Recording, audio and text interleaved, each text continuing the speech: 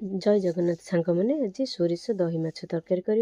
माछ 600 ग्राम नहीं भल कि धोई नहीं गोटे स्पून लुण गोटे स्पून हलदी दे गोले ना फ्राए पैन ना तेल गोटे कप देदेबा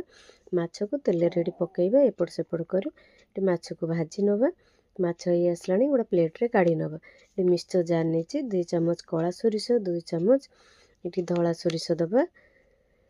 रसुण कोला ये 10टा देदेबा ये कंचा लंका 2टा नहीं कि धनिया पत्र ये नहीं अल्प पानी दे गोटे पेस्ट बन नवा ये सेम फ्राए पैन नहीं हाफ स्पून कला जीरा दबा पियाज चप कर रखी ये पकईबा ये पियाज गोल्डन ब्राउन हवा पर्यंत ये भाजवा ये 2टा कंचा लंका देवा टमाटर गोटे ये काटी रखी ये पकईबा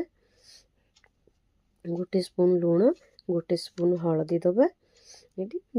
2 सेकेंड ये भाजी नवा ये सोरिष मसला ये देदेबा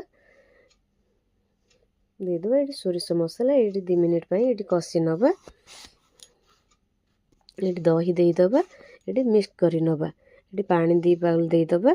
पानी फुटी गला ये माछ ये पकईबा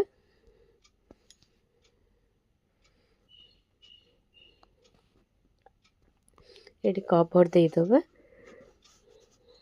हमर ये तरकारी है आसला ये धनिया पत्र ये पकईबा हमर ये तरकारी रेडी हो गला।